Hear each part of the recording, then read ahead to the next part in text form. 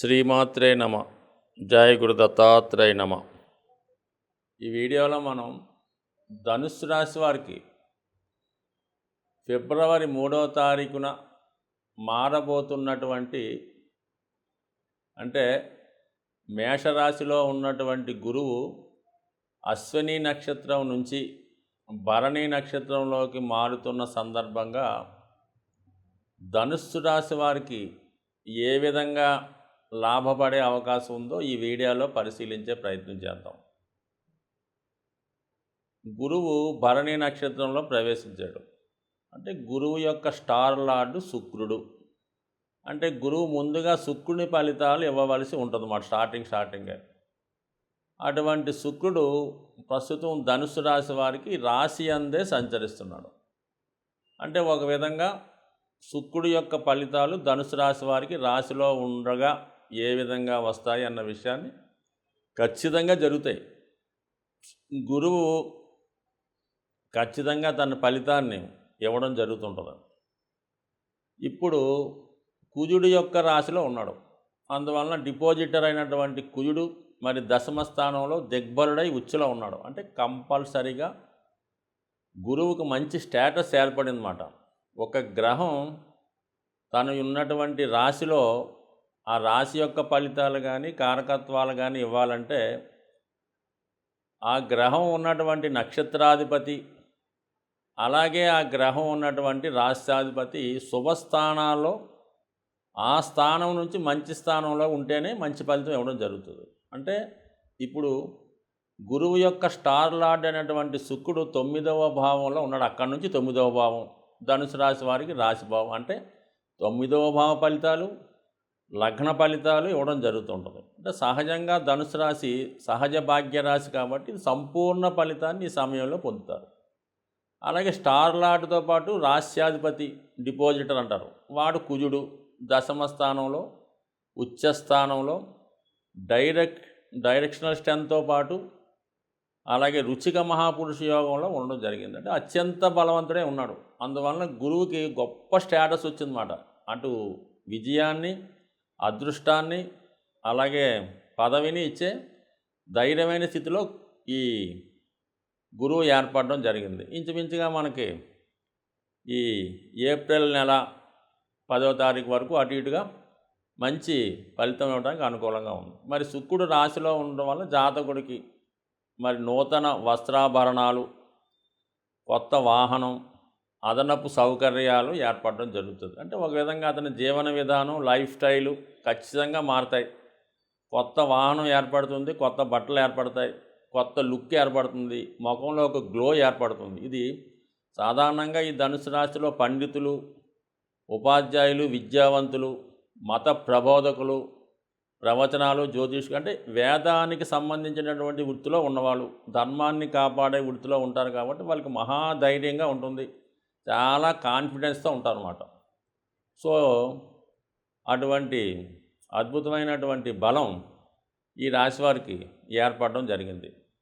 So కుజుడు కూడా walk స్థానంలో ధైర్యంగా ఉండడం వల్ల ఏంటంటే వారి యొక్క వాక్ స్వాతంత్రం పెరిగింది, కుటుంబంలో వారి యొక్క మాటకు విలువ పెరిగింది, భూములు స్థిరాస్తులు లేదా ఆదాయం పెరిగింది, అన్నదమ్ములు కుటుంబ సభ్యులు సహకరిస్తారు. ఓవరాల్గా జాతకుడికి అటు కుటుంబంలో అభివృద్ధి కలిగింది, పబ్లిక్లో అభివృద్ధి కలిగింది. సో అనుకున్నది సాధించే విజయం జాతకుడికి లభించడం జరుగుతూ ఉంటుంది. సో ఏదన్నా మరి శుక్రుడు ఈ విధంగా కుజుడు ఆ విధంగా మరి ఈ ధనుసు రాశి వారికి మంచి ఫలితాలు ఇస్తూ ఉంటే షష్ఠ లాభాధిపతి శుక్రుడు అంటే రుణ ప్రయత్నాలు ఫలిస్తాయి, న్యాయ సంబంధించినటువంటి పరిహారాలు పరిష్కారం అవుతాయి, ముఖ్యంగా స్త్రీలతో ఉన్న విభేదాలు పరిష్కారం అవుతాయి, అలాగే అధికారంలో ఉన్నటువంటి స్త్రీలు సహకరిస్తారు. వ్యక్తిగతంగా ఈ రాశిలో అంటే ధనుసు రాశిలో ఉన్నటువంటి స్త్రీలకైతే మరీ అద్భుత యోగం అన్నమాట. అంటే స్త్రీలు అనుకుంటే శుక్రుడు రావడంతో వాళ్ళ యొక్క ఆరోగ్యం బాగుంటుంది, అలంకరణ బాగుంటుంది, చూసే విధానంలో మార్పు వస్తుంది, ఒక లక్ష్మీ కళ ఉట్టిపడేలా ఉంటారు. అలాగే వీళ్ళు ఎక్కడికి వెళ్ళినా కూడా సముచిత గౌరవం గుర్తింపు పొందుతూ ఉంటారు. మరి కుటుంబ స్థానంలో కుజుడు ఉండడం వలన భర్త అనుకూలంగా ఉంటాడు, కుటుంబంలో మీ వాక్కుకి విలువ పెరుగుతుంది, మీరు చెప్పినట్టు మీ కుటుంబ సభ్యులు పెరుగుతారు, ఫర్ ది సేమ్ టైం పుట్టింటి వారి నుంచి ఆదాయం వస్తుంది, అన్నదమ్ముల సహకారం పెరుగుతుంది. ఇక పంచమంలో ఉన్నటువంటి గురు ప్రభావం వల్ల సంతానం అభివృద్ధిలోకి వస్తారు, పిల్లలు ప్రయోజకులు అవుతారు, పిల్లలు మీరు చెప్పిన దానికి అనుకూలంగా ఉంటారు. అలాగే మీ యొక్క అదృష్టాన్ని ఇతరులు చూసి అసూయపడే విధంగా ఉంటుంది. సో ఇది స్త్రీలకి అనుకూలంగా ఉంది, అటు మగవారికి అనుకూలంగా ఉంది. ముఖ్యంగా ఆధ్యాత్మిక రంగంలో ఉన్న వాళ్ళకి ఖచ్చితంగా ఇది ఒక గర్వకారణమైనటువంటి స్థితి. ఏదో ఒక అభివృద్ధి, ఏదో ఒక గుర్తింపు ఈ సమయంలో ఈ రాశివారికి రావడం జరుగుతూ ఉంటుంది.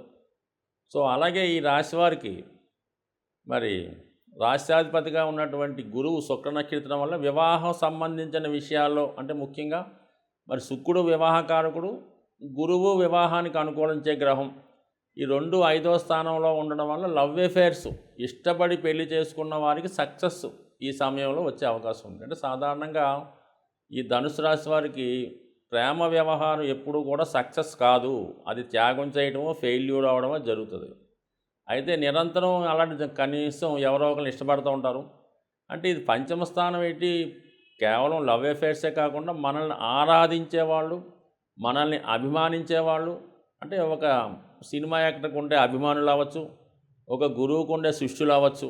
సో ఈ విధంగా ఎక్కువ మంది ఫాలోవర్స్ గురువు అవటం వల్ల మీకు కొంత విద్యావంతులు, మంచి నాలెడ్జ్ కలిగిన వాళ్ళు మీకు సహాయకులుగానో మీ యొక్క అభిమానులుగానో ఉండడం జరుగుతుంటుంది. సో ఈ కారణం వల్ల ఏంటంటే మీ యొక్క పరపతి పెరుగుతుంది. ఇది అంటే ఎలక్షన్లో పోటీ చేసేంతటువంటి సాహసం ఈ ధనుసు రాశి వారు చేయరు, కానీ ఏదో ప్రజలకు న్యాయం చేయాలన్నటువంటి పోరాడుతుంటారు. అంటే గతంలో పోరాడినటువంటి ఫ్రీడమ్ ఫైటర్స్ అందరూ కూడా వాళ్ళు దేశానికి ప్రాణాలని, ఆస్తిని త్యాగం చేశారు. ఈ ధనుసు రాశిలో, ధనుసు లగ్నంలో జన్మించిన వాళ్ళే. కానీ పదవిలోకి వచ్చినప్పుడు వేరే వాళ్ళు రావడం జరిగింది. వీళ్ళు కేవలం కీర్తివంతులుగా, త్యాగధనులుగా మిగిలిపోయారు తప్ప వీళ్ళ కానీ వీళ్ళ కుటుంబం కానీ ఎటువంటి రాజకీయ లబ్ధి పొందలేదు, ఎటువంటి పదవి పొందలేదు. అందుకని వీళ్ళ యొక్క కృషి వల్ల ఇతరుల అధికారంలోకి రావడం, ఇతరుల రాజ్యం ఏలడం తప్ప వీళ్ళకైతే ఒరిగేదైతే ఏమీ లేదు. కేవలం ఏదో ఒకసారి ఏ మంచి రోజు వీళ్ళకి ఏదో వందనం చేయడమో, లేదంటే వీళ్ళని స్తుతించడమో, వీళ్ళని గొప్ప చెప్పి వేరే వాళ్ళ పదవి అనుభవించడమో జరిగే అవకాశం ఉంది. బట్ ఏదైనా ధనుసు రాశి వారికి ఇది ఒక మంచి అనుకూలమైనటువంటి సమయం. అటు ఆర్థిక పరంగాను, అటు కుటుంబ పరంగాను, అటు ఏదైనా వాహన యోగం, సౌఖ్యాలను అనుభవించే విధంగా ఉండే అవకాశం ఉంది. బట్ ఏదైనా ఈ రాశివారు లక్ష్మీగ్రహ అనుగ్రహం కోసం లక్ష్మీ స్తోత్ర పారాయణ, కనకదార స్తోత్ర పారాయణ, అలాగే దక్షిణామూర్తి ఆరాధన వల్ల కంప్లీట్గా మరి ఈ రాబోయే 2 నెలల్లో విజయాన్ని, సక్సెస్ని, ఒక పదవిని అనుభవిస్తారని ఆశిస్తూ, సాధారణంగా ఈ మనం చెప్పినటువంటి మాస ఫలితాలు, అలాగే పక్ష ఫలితాలు ఇవన్నీ కూడా మనం గోచారాన్ని అనుసరించి చెప్పడం జరుగుతూ ఉంటుంది. అయితే జన్మజాతకం అన్నది చాలా ఇంపార్టెంటు.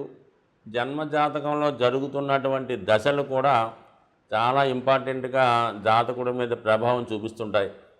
అయితే జాతకంలో ఉన్నటువంటి విషయాలు ఈ గోచారంలో జరగడం జరుగుతుంటుంది తప్ప జాతకంలో లేనివి గోచారరీత్యా గ్రహాల వల్ల ఇబ్బంది కానీ నష్టం కానీ జరిగే అవకాశం లేదు. జాతకం ఎప్పుడు కూడా జన్మ జాతకం బట్టే నడుస్తూ ఉంటుంది. కేవలం గోచారం అనేది చంద్రుడిని ఆధారంగా మనం చెప్పడం జరుగుతుంటుంది కాబట్టి అది కొంతమందికి జరగనవచ్చు, జరగకపోవచ్చు. కానీ ఇదే ఇంపార్టెంట్గా తీసుకొని ఇదే కారణంగా జరుగుతుందని మాత్రం ఎవరు బెంగపడక్కర్లేదు.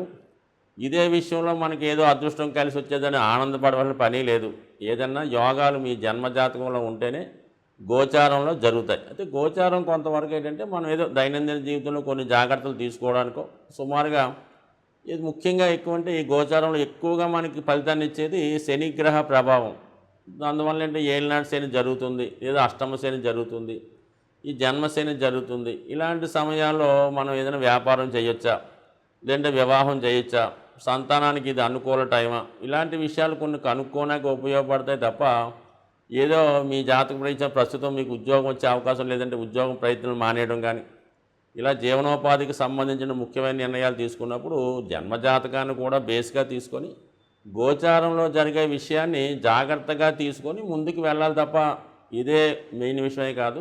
సాధ్యమైనంత వరకు మీరు ఏదైనా ముఖ్యమైన నిర్ణయాలు తీసుకునేటప్పుడు ఏదైనా జన్మజాతకాన్ని బేస్ చేసుకొని అది ఒక అనుభవజ్ఞుడైనటువంటి నిజాయితీపరుడైనటువంటి ఆస్ట్రాలజర్కి చూపించి దాని ప్రకారం నిర్ణయాలు తీసుకోవడం ఉత్తమమైన పద్ధతి.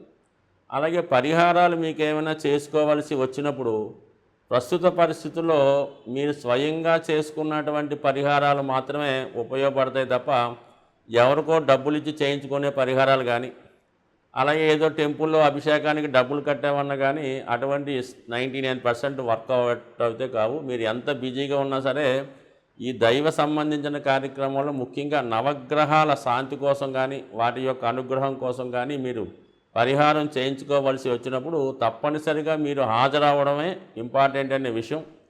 ఏదో కారణాల వల్ల మీరు హాజరు కాలేకపోతే మీ భార్య కానీ, మీ సంతానం కానీ, మీ తల్లిదండ్రులు కానీ మీ తరపున హాజరవ్వాలి తప్ప లేని పరిస్థితులు ఇతరులు పురమాయించి చేసుకోవడం వల్ల ఎటువంటి ఫలితం ఉండే అవకాశం లేదు. పైపెచ్చి మీ ధనం నష్టపోవడం తప్ప దానివల్ల వచ్చిన ఉపయోగం అయితే ఏమీ లేదు. సో ఈ విధంగా కాకుండా దైవారాధనలా కాకుండా క్రమశిక్షణతో మన దైవం సంబంధించినటువంటి మన సాంప్రదాయ నియమాలు పాటించడం వల్ల కూడా గ్రహాలు మనకు అనుకూలించే అవకాశం ఉంది. 90% సూర్యగ్రహ అనుగ్రహం కావాలి. రోజు సూర్య నమస్కారం చేసుకోవడం, తండ్రి గారిని పెద్దల్ని గౌరవించడం, ఆదివారం నియమంగా ఉండడం, శనిగ్రహ అనుగ్రహం కోసం క్రమశిక్షణగా ఉండడం, శరీరానికి సంబంధించినటువంటి శ్రమ పడడం, రోజు ఎక్సర్సైజ్, వ్యాయామం, రన్నింగో వాకింగో చేయడం, మీ కుటుంబంలో ఉన్నటువంటి వృద్ధుల్ని పెద్దవాళ్ళని సేవించడం.